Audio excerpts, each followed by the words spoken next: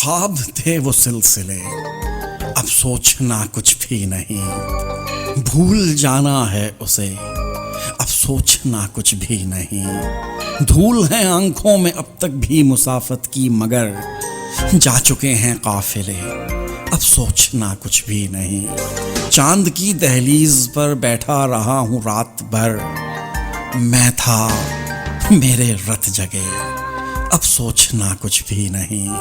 तलखियां जितनी भी लिखी हैं मेरे चेहरे पे सारी, बस सुन मेरी ए आईने, अब सोचना कुछ भी नहीं।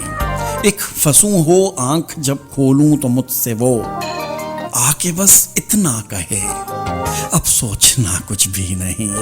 क्या छुपा है हाथ की तिरछी लकीरों में अयाज, हो चुके सब हादसे, अब सोचना कुछ भी नहीं। ख्वाब थे वो सिलसिले, अब सोचना कुछ भी नहीं। भूल जाना है उसे, अब सोचना कुछ भी नहीं। अयाज महमूद अयाज।